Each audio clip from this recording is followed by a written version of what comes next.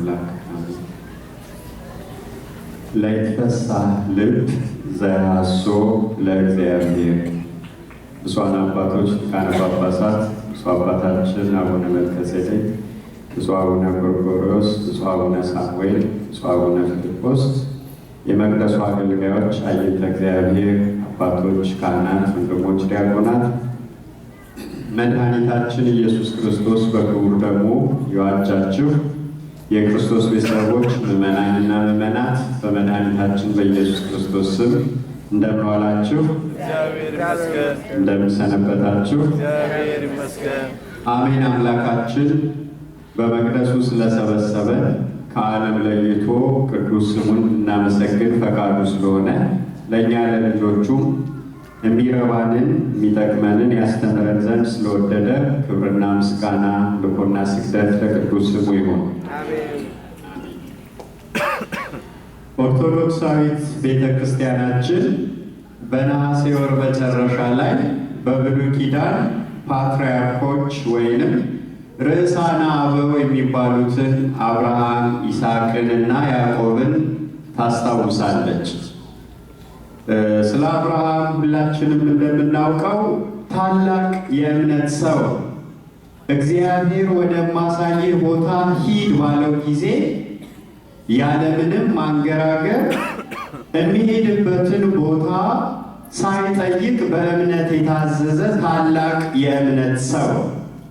የእግዚአብሔር ቃል ጻድቅ በእምነቱ ይኖራል እንዲህ ስለ እምነቱ የተመሰከረለት ታላቅ አባት። ከዚሁ ጋር ግን አብርሃም ያደገበት ስፍራ ካራን ጣዖት የሚመለክባት ቦታ ስለነበረች የአባቱ የታራን ጣዖት በሚሸጥበት ሰዓት አምላክ እንዳልሆነ ስለተረዳ እውነተኛውን አምላክ የሚፈልግበትን የሚያገኝበትን መንገድ አጥብቆ ይሻ ነበር። ፍጥረቱን እያየ ጎላ ብላ የተመለከተችውን ፀሐይንም እየተመለከተ ይህችን ፀሐይ የፈጠርክ አምላክ ካለ አምላከ ፀሐይ ተናበበን፣ ያንተ የፀሐይ አምላክ አናግረኝ እያለ እግዚአብሔርን የፈለገ ሰው። ታዲያ እግዚአብሔርን ስለሚፈልጉ ሰዎች የእግዚአብሔር ቃል ምን ይለናል? ለይትፈሳህ ልብ ወደ ርዕሱ ዘያሶ ለእግዚአብሔር። እግዚአብሔርን የሚፈልግ ልብ ደስ ይበለው። እስቲ አንድ ላይ እንበለው። እግዚአብሔርን የሚፈልግ ልብ ደስ ይበለው። እስቲ ብቻችሁን በሉት። እግዚአብሔርን የሚፈልግ ልብ ደስ ይበለው። በመዝሙረ ዳዊት መዝሙር 104 ቁጥር 3 ላይ የምናነበው ቃል እግዚአብሔርን መፈለግ ክርስቲያኖች ትልቅ ነገር። ለፈለገው ለአብርሃም እግዚአብሔር ተገልጿል። አምላክነቱን አሳውቆታል። ሌላው ቀርቶ እግዚአብሔርን የሚፈልግ ልብ ሐሴት ሳያደርግ ደስ ሳይለው እግዚአብሔር ሳያርፍ አይመለስምና መድኃኒታችን ኢየሱስ ክርስቶስ ስለ አብርሃም አባታችሁ አብርሃም ቀኔን ያይ ዘንድ ተመኘ፣ ሐሴት አደረገ፣ ደስም አለው ብሏል። በክርስቶስ ዘመን አብርሃም አልነበረም። ምሳሌው የሆነውን መስዋዕቱን የምትወደውን አንዱን ልጅህን ይስሐቅን ሰዋልኝ ሲለው እግዚአብሔር ለመስዋዕትነት አቅርቦ ከእግዚአብሔር የተላከ በግን በመስዋዕትነት ስላቀረበ የሚመጣው የአማናዊውን መስዋዕት ምሳሌ ስላየ ሐሴት አደረገ ተባለ። አምላካችን እሱን ከልባችን ስንፈልገው በአምላካችን ተስፋ አንቆርጥም፣ ከምንም ነገር አንጎድም። እግዚአብሔርን መፈለግ መልካም ነው ክርስቲያኖች። ይህ የነፍስ ሐሴት ነው፣ እረፍታችን ነው፣ እርካታችን። ይህን መዝሙር ያንጎራጎረው ታላቁ የእግዚአብሔር ነቢይና ንጉሡ ዳዊት ዝማሬው ሁሉ እግዚአብሔርን እንደሚፈልግ ያሳይ ነበር። አምላክ ሆይ አንተ ፊቴን እሹት ባልክ ጊዜ አቤቱ ፊትህን እሻለሁ፣ ፊትህን እፈልጋለሁ፣ አንተን እፈልጋለሁ ይል ነበር። ዋላ የምትባለው እንስሳ ወደ ውሃ ምንጭ እንደምትናፍቅ ከማሁ ጸማት ነፍሴ ሀበ አምላኬ ሕያው፣ የኔም ነፍስ ወደ ሕያው አምላኬ ተጠማች ይል ነበር። እግዚአብሔርን የመጠማት ሕይወት ነበረው ዳዊት። ጠዋት ሲነሳ ሐሳቡና ናፍቆቱ ሌላ ነገር አልነበረ። በ62ኛው መዝሙሩ እንደነገረን አምላኬ አምላኬ ገይሳቤከ፣ አምላኬ ወደ አንተ ገሰግሳለሁ፣ ነፍሴ በቅቤና በስብ እንደሚጠግቡ እንዲሁ ትጠግባለች። ቅድም እንዳያችኋቸው የእግዚአብሔር ልጆች ከንፈሬ ደግሞ አንደበትህን በደስታ ታመሰግናለች። ቀን ከአንተ ጋር ነኝ። ሌላው ቀርቶ ማታ እንኳን በመኝታዬ አስብሃለሁ፣ በማለዳ ክብርህን እናገራለሁ እያለ ዳዊት ይዘምር ነበር። ክርስቲያኖች ወደ እግዚአብሔር መቅረብ መልካም፣ እግዚአብሔርን ከልብ መፈለግ። ዳዊት እንደ ጓደኛ በባልንጀርነትም ቋንቋ እግዚአብሔር እረኛዬ ነው ይል ነበር። ምን ብሎ እንደሚጠራው አምላኩን ቸግሮት፣ እረኛዬ ነው፣ ብርሃኔ ነው፣ መድኃኒቴ ነው፣ ጉልበቴ ነው፣ አለቴ ነው፣ አምባዬ፣ መጠጊያዬ ምን ያላለው ነገር አለ። በተለያዩ የፍቅር ቋንቋዎች አምላኩን ያከብር ነበር። አንዳንዴ እግዚአብሔር የረሳው የተወው ሲመስለው እስከ ማዕዜኑ ትረሳ እንዲለ ገሞራ፣ አምላኬ ሆይ እስከ መቼ ፈጽሞ ትረሳኛለህ? ለምን ወደ እኔ አትመለከትም? እባክህን የምሕረት ፊትህን ወደ እኔ መልስ፣ እኔ ወደ አንተ ስጮህ አንተ ፊትህን ከእኔ አታዙር ይል ነበር።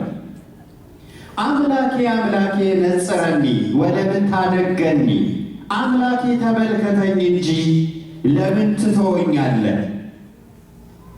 ስለዚህ እግዚአብሔር ናፍቆቱ ዳዊት እንደ ልቤ ተብሏል። የሐዋርያት ሥራ ምዕራፍ 13 ቁጥር 22 ላይ እንደ ልቤ የሆነ ፈቃዴንም ሁሉ የሚያደርግ የእሴይ ልጅ ዳዊት ተብሎ ተመስክሮለታል።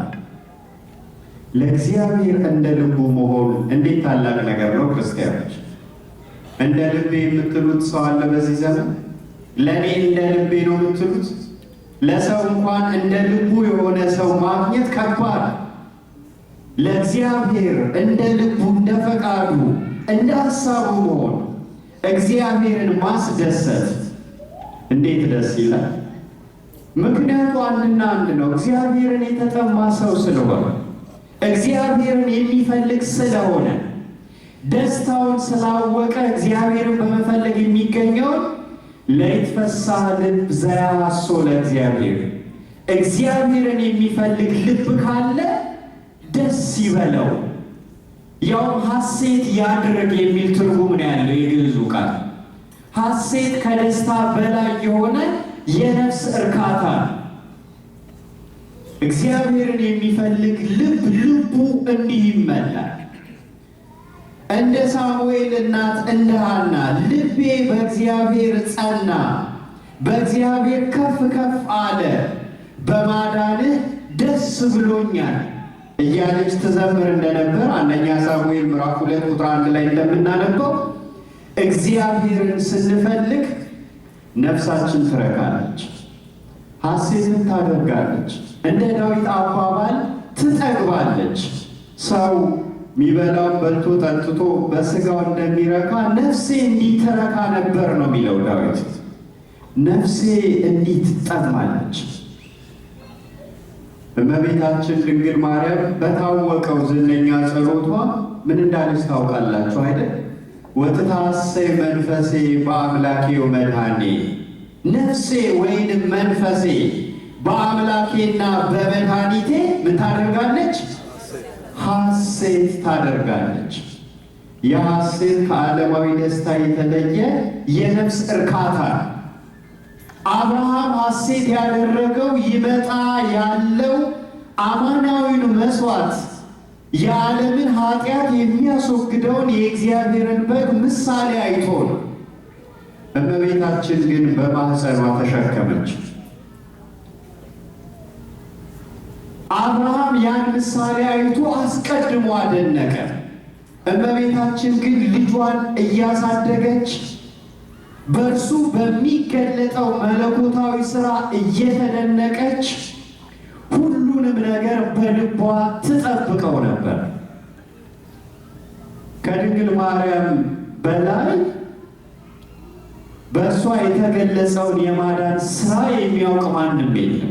ስለዚህ እያደነቀች በልቧ ትጠብቀው እንደነበር ሉቃስ ጽፎልናል። የነፍሷ ሐሴትና ደስታ ሊነገርም አይቻል።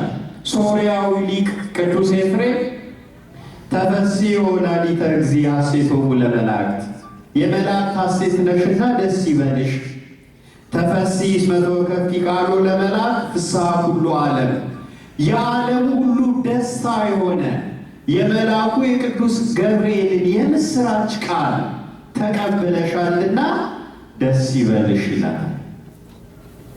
በእግዚአብሔር ሐሴት የምታደርግ ነፍስ። ክርስቲያኖች የደስታችሁ ምንጭ ምንድን ነው? ምን ያስደስታችኋል? በዚያ ምንድን ነው የሚያረካችሁ? እስቲ ይህን ጥያቄ ለራሳችሁ መልሱልኝ። ሰዓት ስለሌለ ሁላችሁንም ብጠይቅ ደስ ይለኝ ነበር። ምንድን ነው የሚያረካን?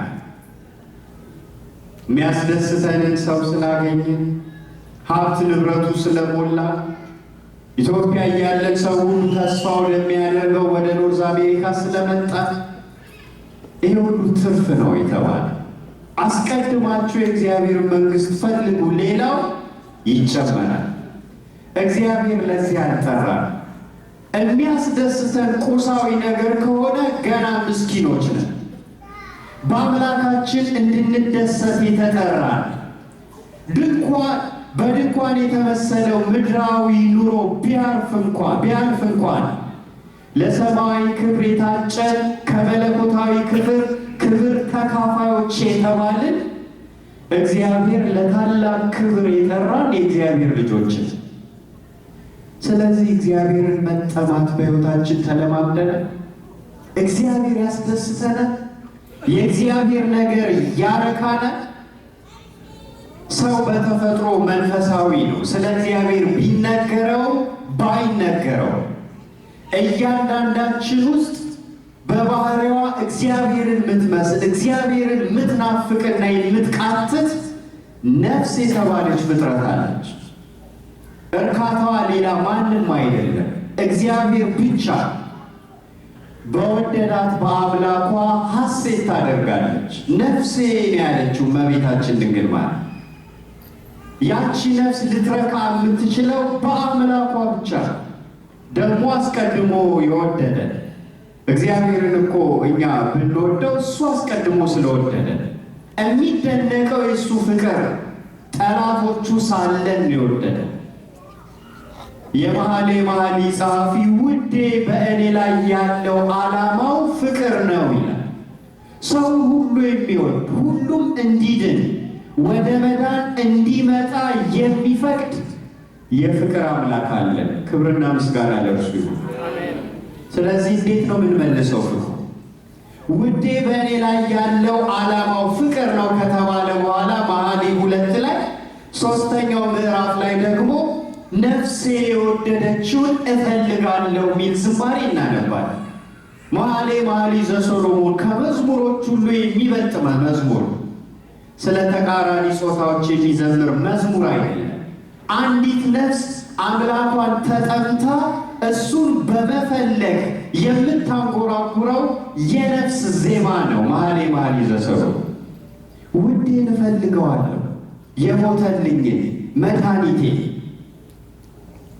ያ መድኃኒት እጅግ ሁሌ ልብን የሚነካ ጥቅስ ነው። ሁሌም ሳስበው ዘካርያስ የተባለው ነቢይ የሚመጣውን መድኃኒት እየሳለ ኢሳይያስ አስቀድሞ አይቶ ሕመማችንን ተሸከመ፣ የእኛን ደዌ ወሰደ፣ ስለ መተላለፋችን ቆሰለ እያለ እንደተነበየ ስለዛ አዳኝ ስለ መድኃኒታችን ስለ ኢየሱስ ክርስቶስ ሰው ይህ በእጅህ መካከል ያለው ቁስል ምንድን ነው ብሎ ይጠይቀዋል መሲሁን። እሱም ሲመልስ በወዳጆቼ ቤት የቆሰልኩት ቁስል ነው ይላል የሚል ድንቅ ቃል አለ። ትንቢተ ዘካርያስ ምዕራፍ 13 ቁጥር 6 ላይ ስለኛ የቆሰለ ስለኛ የተጎሳቆለ ይሴኒ ላዩ ሙሉደ ዋለ መያው ከሰው ልጆች ሁሉ መልኩ ውብ ነው ተብሎለት ሳለ ፊቱ በደም ታልሎ ስለኛ የተሰቀለ ዳግም ሲመጣ የተወጋውን እጁን የቆሰለውን እጁን እያሳየ ይመጣል። ፍቅሩን እናስበዋለን ክርስቲያኖች። ብዙ ጊዜ አንዳንዴ ቤተ ክርስቲያን ውስጥ ታዘባለሁ። ብዙ ሰዎች እግዚአብሔር አደረገልኝ ብለው የሚናገሩት ቁሳዊ ነገር ብቻ ነው። እንዲህ ተደረገልኝ፣ ቸገረኝ፣ እንዲህ አደረገልኝ። ይህ እኮ ትርፍ ነው። ለእግዚአብሔር ልጆች ተብለን የበለጠ ነገር ተሰጥቶ እግዚአብሔርን ለምን ለጥቂት ነገር እንፈልገዋለን? ውለታ ብለን ስለ ፍቅሩ ለምን አናወራ? አምላኬ ሙቶልኝ፣ ውድ ዋጋን ከፍሎልኝ፣ ቤዛ ሁኖኝ፣ ስለ እኔ ሞቶ አድኖ እያለ ለመናገር አንደበታችን ለምን አልተከፈተም? ፍቅሩን ስናውቅ ብቻ በአምላካችን እንረካለን። ልባችን ሁሌም እሱን ይፈልጋል። ታዲያ ክርስቲያኖች እግዚአብሔርን መፈለግ ማለት በራሱ በእግዚአብሔር መደሰት ማለት በቃ እግዚአብሔርን ብቻ ኢንጆይ ማድረግ፣ በሱ ብቻ መርካት። ምናልባት ወደ ቤቱ የምንመጣው ቁሳዊ ነገር ፈልገን የሆነ ያልተስተካከለ ጉዳይ ስላለ ከሆነ የምናመልከው ያን ምድራዊ ነገር ነው ማለት አምላካችንን አይደለም። እግዚአብሔርን ስንፈልገው የምንጠማው ራሱን እግዚአብሔር። አሁንም ይኸው መዝሙረኛው ዳዊት ነፍሱ እግዚአብሔርን እንዴት እንደተጠማች በምሳሌ ሲነግረን በ142ኛው መዝሙሩ ከመምድረ በዱ ጸማተከ ይላል። የሚገርም አገላለጽ። ልክ ነፍሴ እንደ ምድረ በዳ ተጠማች አንተን። በምድረ በዳ ያለ መሬት ዝናብን እንደሚጠማ ነፍሴ አንተን ተጠማች። ራሱን እግዚአብሔር። ይህ ብፁዓን የሚያስብል ትልቅ የንጽህና ደረጃ ነው። ጽድቅን የሚራቡና የሚጠሙ ብፁዓን ናቸው ይጠግባሉና ብሏል መድኃኒታችን በተራራው ስብከት። ጽድቅ እውነት ማለት ነው። እውነት ደግሞ ጌታ ነው። እሱን መጠማት፣ በራሱ በእግዚአብሔር ደስ መሰኘት፣ እግዚአብሔርን እያሰቡ እግዚአብሔርን አሰብኩት ደስም አለኝ ይል ነበር መዝሙረኛ። ማንን ስናስብ ነው ደስ የሚለን?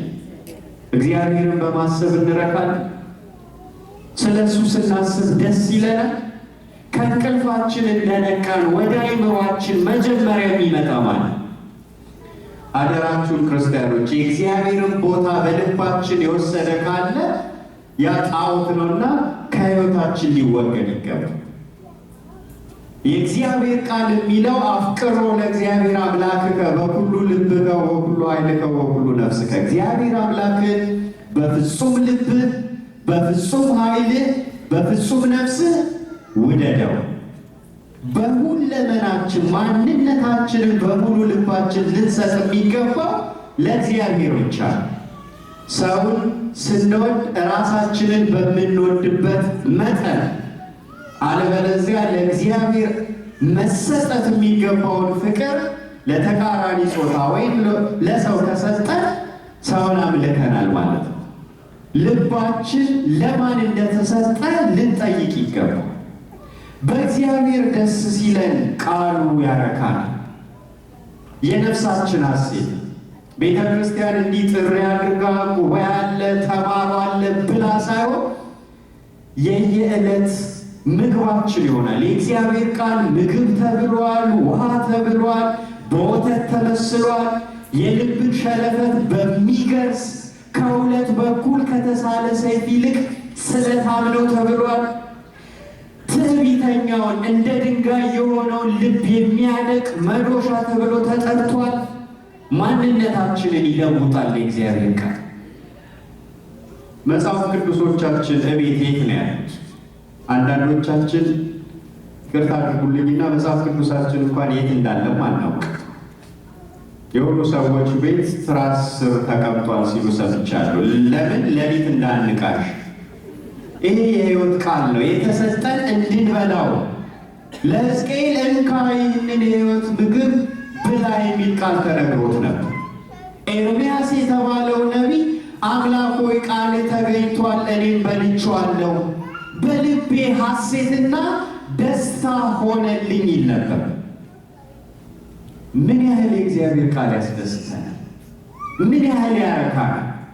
አንዳንዶች ቤተ ክርስቲያን ሂጄ መማር ይጨንቀኛል ይላል። ሰባኪው ሲናገር ልክ ስለሚነግረኝ ሕሊና ይወቅሰኛል። አዎ ኃጢአት ያስጨንቃል። እውነት የሚያስጨንቀን ነገር እንዲወጣና ውስጣችን እንዲጠራ አሁን የእግዚአብሔር ቃል ስለታም ነው።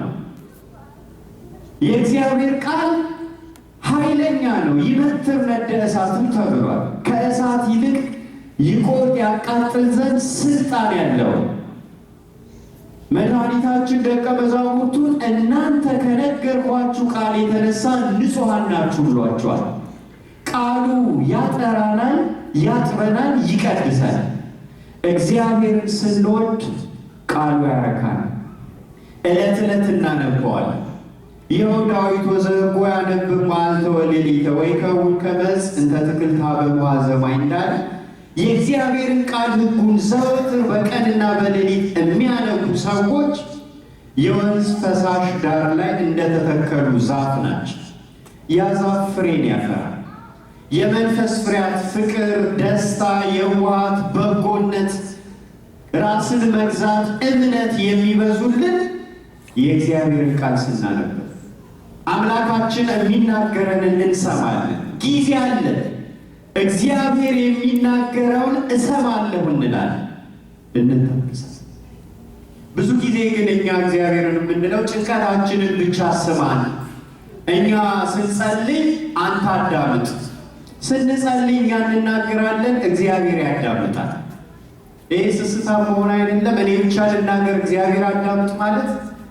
ቃሉን ስናነብ ደግሞ እግዚአብሔር በተራው ይናገራል፣ እኛ እንሰማለን። ስለዚህ እኛ ብቻ መናገር ለምን ፈለግ? እግዚአብሔር የሚናገረውን ለመስማት ለምን አልታገስም? በቃሉ እግዚአብሔር ይናገራል። ቅዱሳን ሰዎች በመንፈስ ቅዱስ ተነድተው የጻፉት ቅዱስና ሕያው ቃል ነው መጽሐፍ ቅዱስ። በእግዚአብሔር ደስ ስንሰኝ ቃሉ ያረካናል። ስንጸልይ ስናናግረው አናግረነው አንጠግብም፣ አይሰለቸንም። ቅዳሴው ረዘመብን አንልም፣ ሳናስበው ያልቃል። ጸሎቱን ቢያልቅ ተደፍተን አምላካችንን የምናዋየው ነገር አለ እንላለን። የልቤን እነግረዋለሁ፣ አምላኬን እፈልጋለሁ። ዳዊት እንዲህ ነበር። ዘወትር ይጸልያል፣ ይዘምራል፣ አምላኩን ይጠማል። እግዚአብሔርን የሚፈልግ ልብ እንዲህ ቤቱንም እንናፍቃለን፣ አደባባዮቹ ያረኩናል። ይኸው ዳዊት በ83ኛው መዝሙሩ ጥቀ ፍቁር አብያቲከ እግዚኦ፣ አቤቱ አምላክ ሆይ አደባባዮች እንዴት የተወደዱ ናቸው ይላል። ወደ እግዚአብሔር ቤት መሄድ ያረካል።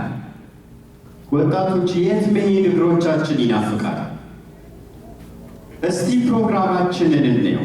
ወደ እግዚአብሔር ቤት መሄድ እንደ ዳዊት ያስደስተናል፣ ውስጣችንን ያረካል።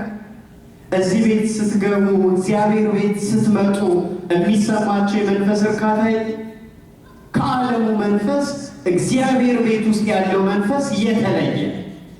ቤተ ክርስቲያን የእግዚአብሔር መንፈስ የሚናኝባት የጸጋው ግርጃ ቤት። እግዚአብሔር መንፈሱን አብዝቶ በዚህ ቤት አስቀምጧል። ስለዚህ ወደ ቤቱ ስንገባ ሸክማችን ሲቀል፣ ስናርፍ ወደ እኔ ኑና እረፉ ባለ ጌታ እረፍት ስናገኝ ይሰማል። እግዚአብሔርን ስንፈልግ አደባባዮቹን እንናፍቃለን። በቤቱ አናግረነው አንጠግብም። ዕለት ዕለት ስሙን እናነሳለን።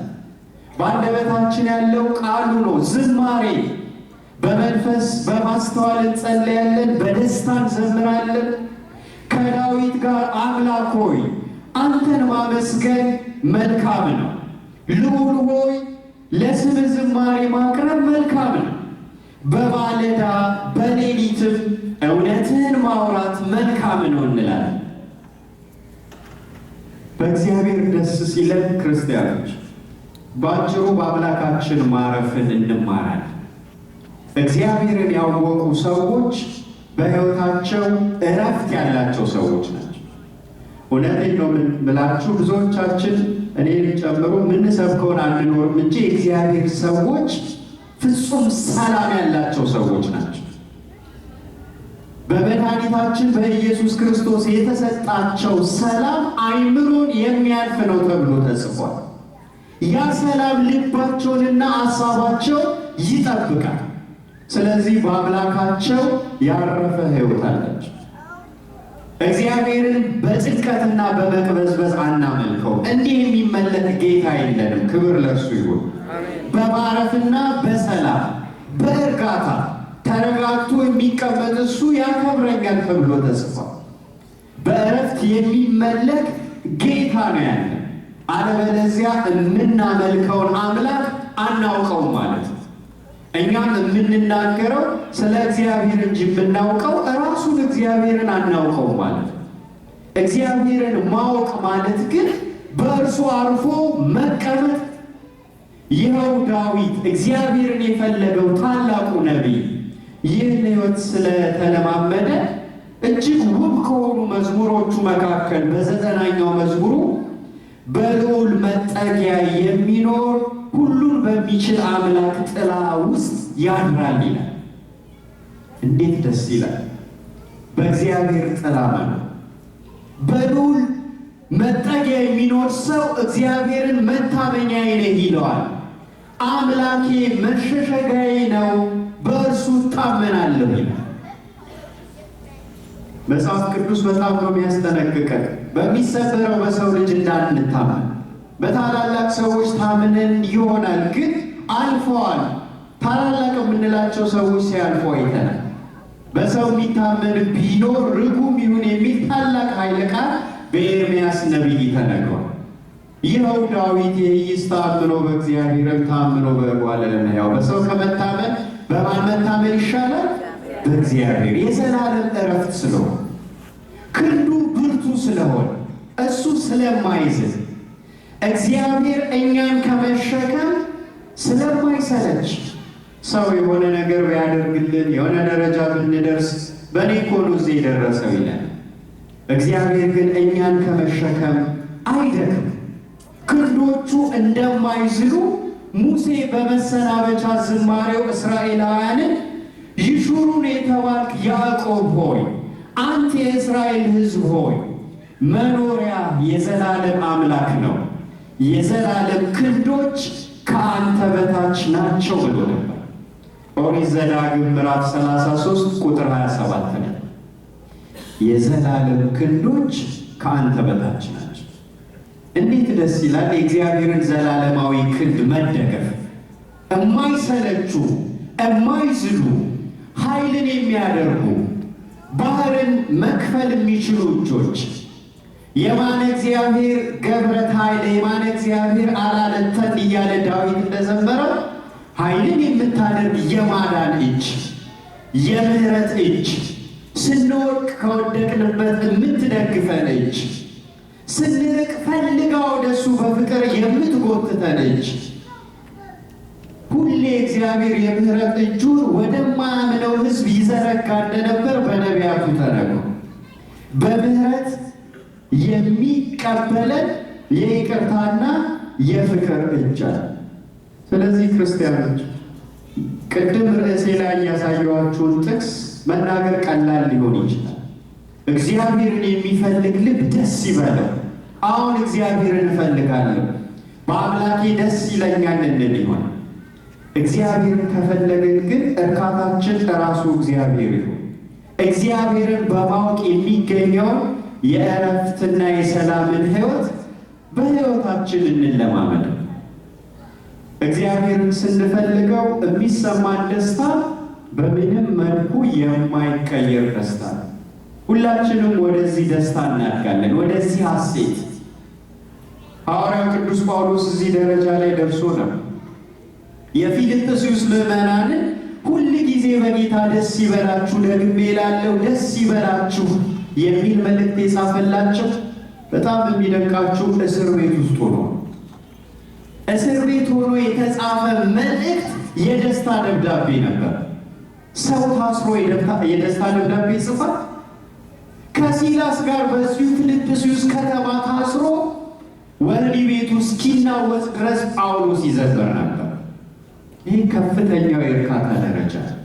ሁል ጊዜ በጌታ ደስ መሰኘት፣ ኑሯችን ቢሞላም ቢጎድልም የምንፈልገው አጠገባችን መጥቶ ብናገኘውም ብናጣው፣ ብንራብም ብንጠግብም፣ በማግኘትም በማጣትም ሁሌ በእግዚአብሔር ደስ መሰኘት። እኛ መቼ ነው በሱ ደስ የሚለው? የምንፈልገው ሲሆን ብቻ ነው። አለበለዚያ እናጉረመርማለን። ሰይጣን ምስጋናን ከአንደበታችን ይወስዳል። በጣም በሚያሳዝን መልኩ በተፈተንበት ሰዓት፣ በተጨነቅንበት ሰዓት ምስጋናን አናውቅ። እሮሮ ነው፣ ማጉረምረም። ሰይጣን አንደበታችንን ለምስጋና ይዘጋዋል። በዛ ሰዓት ማመስገን መልካም ነው።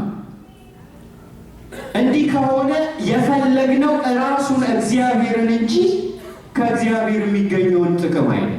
አንዳንድ ሰው በጣም ይገርመኛል። እግዚአብሔርን ለምን እንደሚያመልክ ሲናገር እንደው ጥሩ ነው፣ ለማንኛውም እንደው ንብረቴ እንዲባረክ፣ ልጆቼ እንዲያድጉ፣ እኔም ደግሞ ወደሱ ስሄድ እንዳልቀጣ እንዳይተወኝ፣ የፍርሃትና የጭንቀት አምልኮ አምላኬ ስለሆነ በሱ ደስ ስለሚለኝ የነፍሴ እርካታ ስለሆነ የምንለው መቼ እግዚአብሔር እንዲህ እንድናመልከው ይፈልጋል።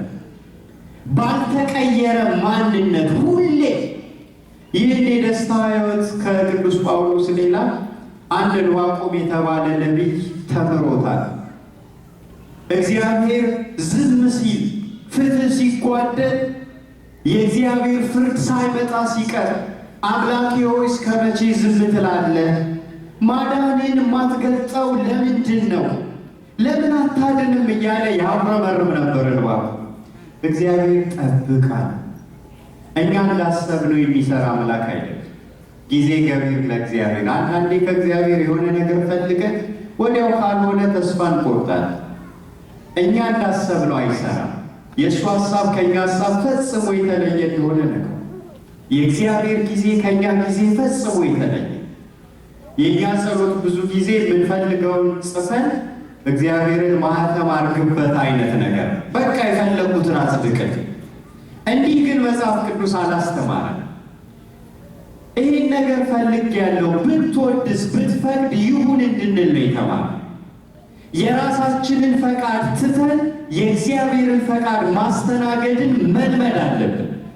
ዕንባቆም ስለዚህ ጠብቅ ተባለ። እግዚአብሔር ለካ ለታገሱት ይመጣል አለ መጨረሻ። ቢዘገይም እሱ ዝም አይልም። እንዲህ ካለ በኋላ የትንቢቱን መጽሐፍ ሲደመድብ ትንቢተ ዕንባቆም ምዕራፍ 3 ቁጥር 17 ላይ ምን አለ? ምንም እንኳ በለስ ባታፈራ፣ በወይንም ሐረግ ፍሬ ባይገኝ፣ የወይራ ስር ቢጎድል፣ እርሾችም መብልን ባይሰጡ፣ በጎች ከበረቱ ቢጠፉ፣ ላሞች በጋጡ ውስጥ ባይገኙ፣ እኔ ግን በእግዚአብሔር ደስ ይለኛል፣ በመድኃኒቴም አምላክ ሐሴት አደርጋለሁ። እንዲህ ነው በእግዚአብሔር ደስ መሰኘት ክርስቲያኖች። ይሄ ቢሆንም ባይሆንም አንዳንዴ እንዲህ ስላደረገልኝ እንሳል እንኳን ይሄ ስለሆነ መጣው፣ ካልሆነ ሳልመጣም፣ ቢሆንም ባይሆንም በእግዚአብሔር ላይ በምንም ነገር የማይቀየር አምልኮ። ሶስት ወጣቶች አናንያ፣ አዛርያ፣ ሚሳኤል ናቡከደነጾር የተባለው የአሕዛብ የባቢሎን ንጉሥ እሳቱን እያነደደ እዚህ ውስጥ ግቡ ሲላቸው ያሉት አምላካችን ያድነናል፣ ባያድነንም እንኳ አንተ ላቆምከው ምስል ምን አንልም አንሰግድም። ባያደርገው ፈቃዱ ሆኖ እንድንቃጠል ቢፈቅድ እንኳ ስለ እምነታቸው ግን እግዚአብሔር አዳናቸው። ክብር ለአምላካችን። ቢደረግም ባይደረግም በሁኔታዎች የማይቀያየር በምንም ነገር የማይለወጥ ደስታንና ሐሴትን የተመላ አምልኮ።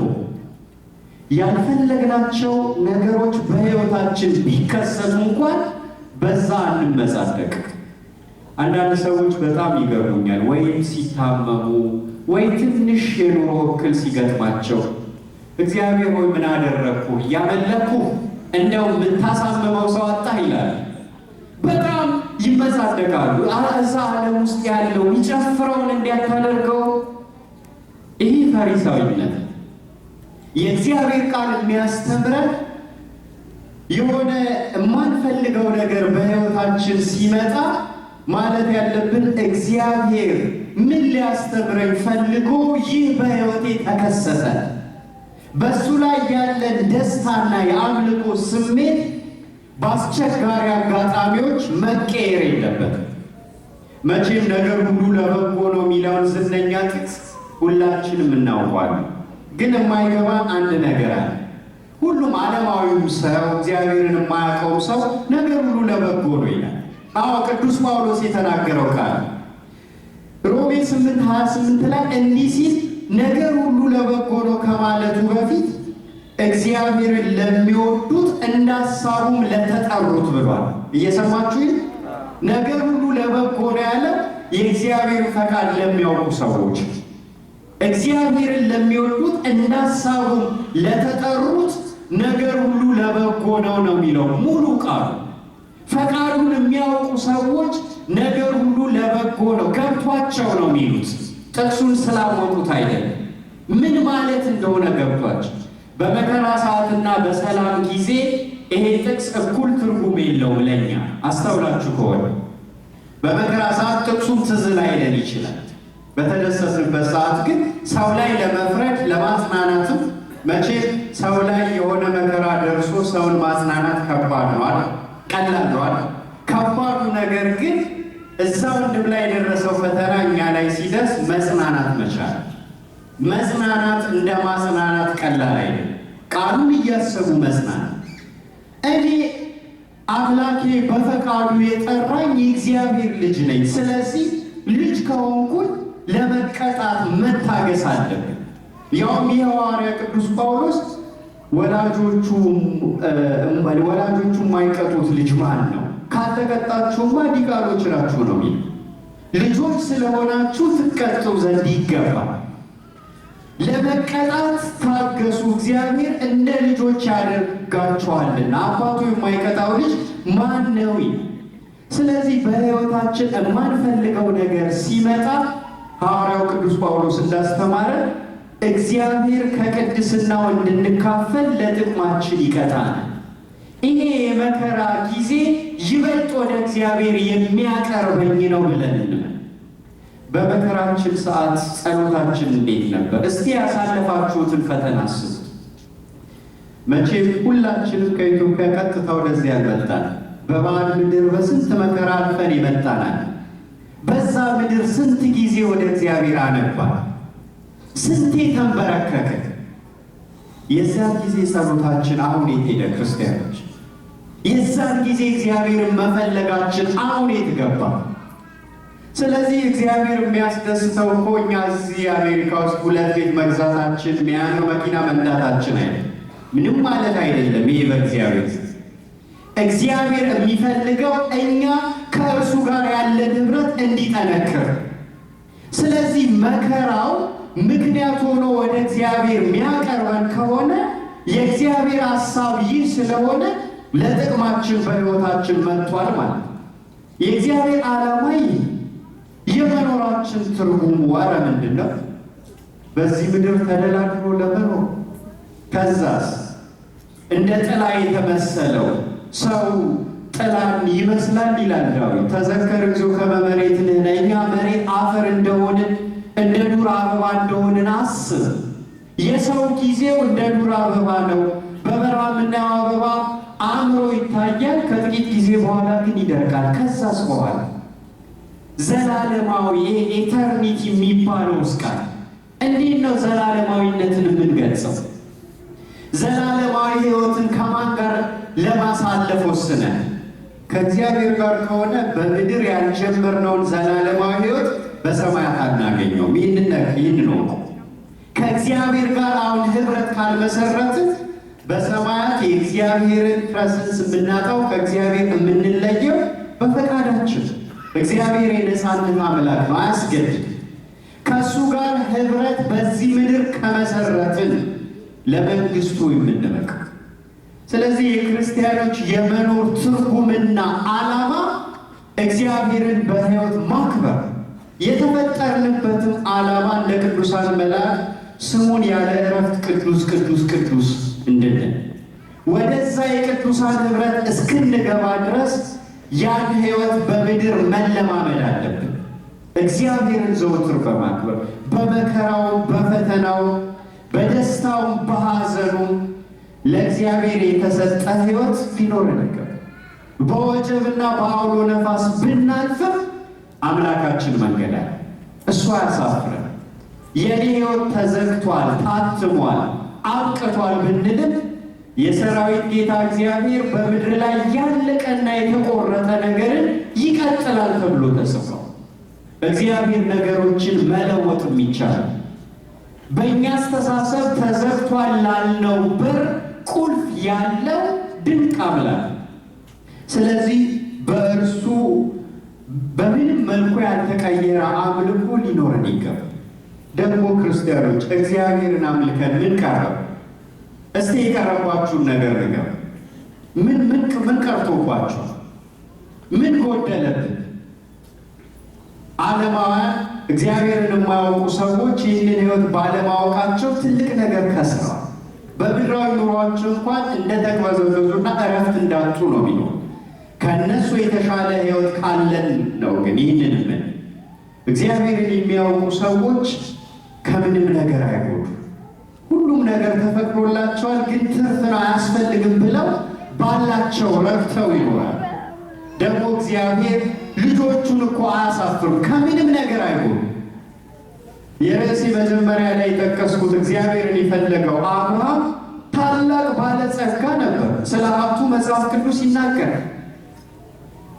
እግዚአብሔርን ስለመፈለግ ያስተማረን ዳዊት ወርዘውኩ ወረሳይኩ ጻድቅሰ ዘይትገደፍ ይርይኩ፣ በጉልምስናዬም ሰዓት በሽምግልናዬም ጊዜ ጻድቅ ሆኖ እውነተኛ ሰው ሆኖ የተራቀ የተጣለ ሰው አላየሁም። ጻድቅ ተጥሎ ዘሮቹ እህልን ሲለምኑ አይቼ አላቅም ይላል ዳዊት። እግዚአብሔርን አምነን ምን ጎደለብን? እግዚአብሔር ምን አሳጣል? እሱን የማያውቁ ሰዎች ግን ምንም እንኳን የዓለሙን ሳይንስ ቢማሩ የእውቀት የጥበብ መጀመሪያን ስላላወቁ ትልቁን ነገር ከስረዋል። እንዲህ ነው ልንረዳው የሚገባው። እግዚአብሔርን በማወቅ ምንም ነገር አልጎደለብንም። ይኸው ዳዊት እግዚአብሔርን የሚፈልጉት ከመልካም ነገር አይጎድሉ፣ ከምንም ነገር አይጎድሉ። መልካም የተባለውን ነገር ሁሉ እግዚአብሔር ይሰጣል። ጥበብ ከሆነ እውነተኛው ጥበብ ከላይ እንደሆነ ያዕቆብ የተባለ ሐዋርያው ነግሮ፣ ዓለማዊ ጥበብ እኮ አለ መጽሐፍ ቅዱስ ክፉ ጥበብ የሚለው። ሰይጣን እኮ የሚያውቀው ነገር የሚያስተምረው ትምህርት አለ። ጥበብ ከፈለገን እውነተኛዋ ጥበብ ርኅርኅት የሆነች ያቺ ምሕረትን የምታውቀው ጥበብ ከብርሃናት አምላክ ከብርሃናት ገዢ ከእግዚአብሔር ነው ይላል። እግዚአብሔር ያንን ይሰጣል። ሀብትም ከሆነ የእግዚአብሔር ልጆች ሁሉን ነገር በአግባብ ማድረግ የሚያውቁ ሊሰራ የማይወድ አይብላ የሚለው ሕግ የመጽሐፍ ቅዱስ ሕግ ነውና ለስራ ከመትጋት መለገም እንደሌለባቸው የተማሩ የጥበብ ሰዎች ስለሆኑ እንደ ባለ አእምሮ ስለሚያስቡ ከምንም ነገር አይጎዱ። ሰላሙ በጣም የሚደንቀኝ ትንቢተ ኢሳይያስ ምዕራፍ 48 ቁጥር 18 ላይ ትእዛዜን ብትሰማ እኔን ብትከተል ሰላምህ እንደ ወንዝ ጽድቅህም እንደ ባህር በሆነ ነበር። ይህን ቃል አስተውላችኋል? እንደ ወንዝ ሲፈስ አይታችሁ ታውቃላችሁ? በእንዴት አይነት ጸጥታ ፍሎ እንደሚያደርግ ትእዛዜን ብትሰማ ሰላምህ እንደ ወንዝ በሆነ ነበር አለ እግዚአብሔር። እንደ ወንዝ የተጥለቀለቀን ሰላም፣ እረፍት የበዛበትን ሕይወት እግዚአብሔርን በማወቅ እናገኛለን። ስለዚህ ክርስቲያኖች ከዳዊት ጋር ለይትፈሳ ልብ ዘያሶ ለእግዚአብሔር እግዚአብሔርን የሚፈልግ ልብ ደስ ይበለው ማለት እንችላለን። ደስ እያለን እንዘምራለን። እግዚአብሔርን ደስ ብሎን አምልከናል ማለት እንችላለን። እሱ የተጠማ ሕይወት ልብ ማንነት አለ። እግዚአብሔር ያረካናል። የእሱ ነገር ያስደስተናል። እሱ በጸሎት ማናገር የነፍሳችን እርካታ ሆኗል። በውስጣችን የሚመላለሰው ሁሌ እግዚአብሔር ነገር ከዓለማዊ ሀሳብ ይልቅ እግዚአብሔር በሕይወታችን ምን አይነት ቦታ ነው? ልባችን ለማን ነው የተሰጠው? በልባችን ውስጥ የነገሰው ማን? የአምላካችንን ፍቅሩን በማሰብ ውስጣችን በእርሱ ረክቷል። ወደዚህ ሕይወት ልናድግ ይገባል። አምላካችን በዛሬው ቀን ይህን ያስተምረን ዘንድ ወዷልና ክብርና ምስጋና አምልኮና ስግደት ለሕያው አምላካችን ይሁን። እሱን ተጠርተን በእርሱ ረክተን እንኖር ዘንድ የአምላካችን ቅዱስ ፈቃዱ ይሁንልን።